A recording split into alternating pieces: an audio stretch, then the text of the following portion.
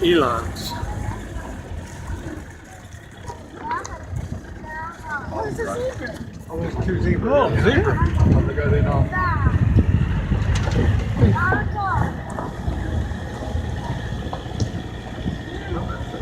Oh, these are big animals. And they're not the biggest ones.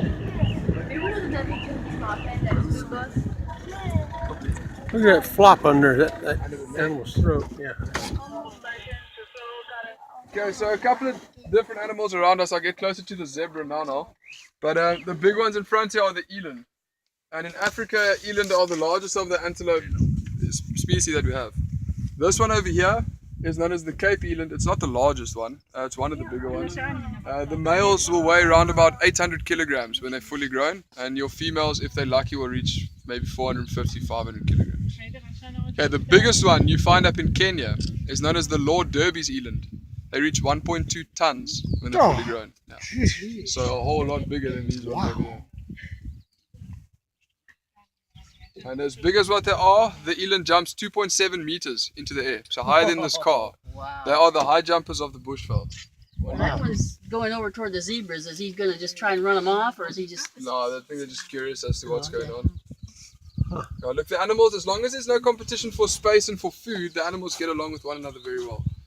But as soon as they're competing for food and space, they'll fight with each other. A beast. Yeah. Okay, and then with the eland, at the bottom of the neck, there's a very big flap of skin. Yeah, I noticed that. You'll see with the males, it's a lot bigger than in the females. And that flap of skin is known as a dewlap. What it does, it helps to keep that animal cool. So your animals cannot sweat like we can if they get hot. So what that flap of skin does is it cools down the body. And in that flap of skin, there's blood that circulates through there. So while they're walking or eating or even Like running, a radiator. it sways. Yeah, exactly like a radiator. And that wind then cools down the blood, and the blood cools down the body. Like an elephant's ears do exactly the same thing, except the elephant can flap its ears. What's that over there? What am I seeing over there? Just to the right there, Yeah. those are prickly pears. Oh, okay. The sun's just shining off them now. Okay, They look like springbok lying down. Yeah. Yeah, exactly. We didn't see those before. But those are prickly pears. Is that the lodge up there? No sir, that's the villa. Okay. Yeah, well, so if you want a spa treatment like a massage, that's where we send it. Okay. You got another one going over that way. Yeah, we'll go over and check out the zebra now.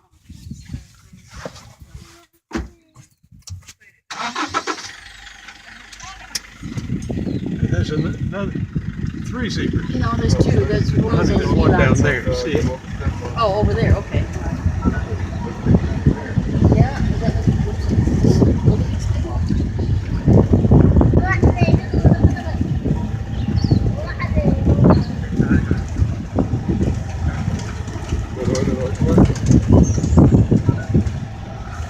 Oh, there's a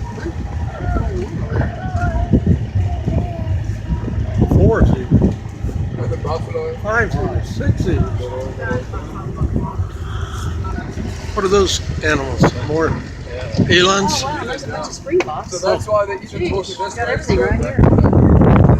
Look at this. Look at this. Yeah.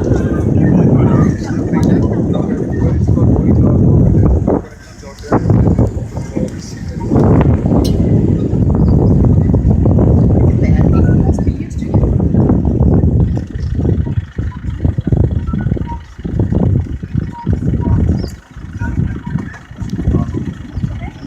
Yeah.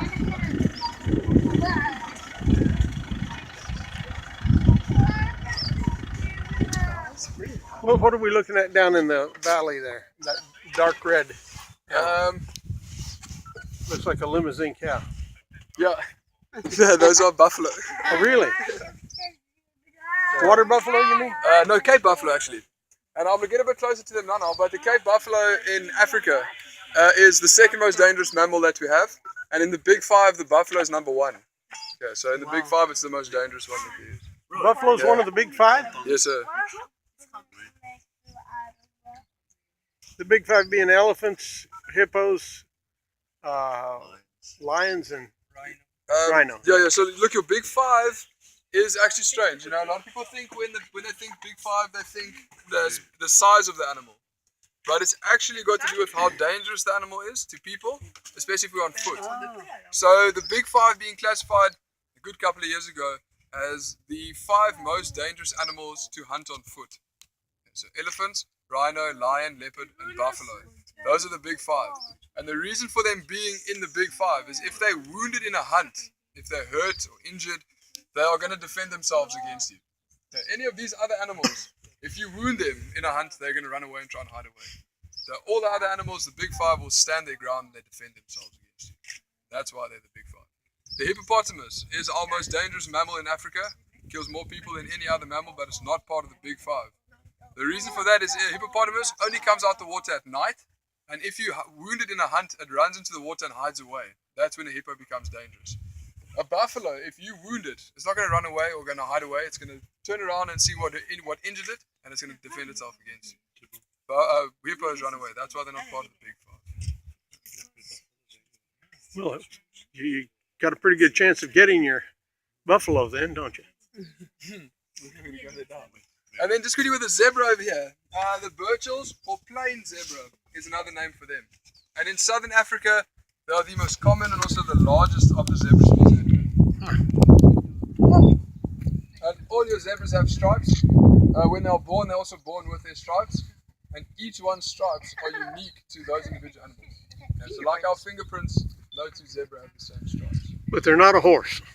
Well, they're in the equid family, but they're more towards the donkey side. So Yeah, the horse. they'll mix with a donkey, but not with a horse. I don't know.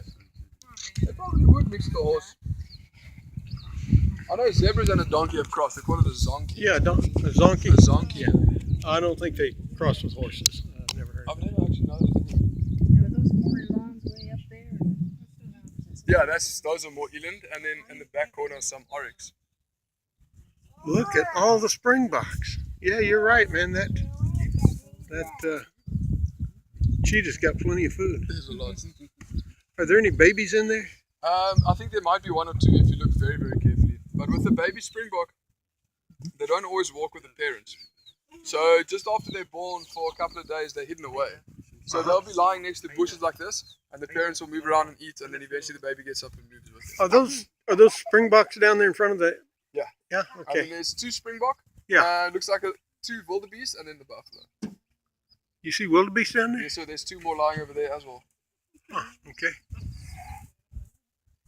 Okay, and with the zebra, people believe that zebras have stripes for camouflage. Yeah, and with them being an animal that occurs in the open, if there's any danger, the zebra all come together. And the stripes are then used to blend one another in with themselves, and that's where a predator then only sees moving stripes when they're watching. And also known as the pajama donkey. You walked out, you got out, I was walking in the game for them. They wouldn't let me get, if I was on foot, they would just. Yeah, these ones do it as well. Look, I guess over the time they've settled down in the vehicles quite a lot. But if you get out and walk to them, they start running away from you and they move up until they're comfortable again.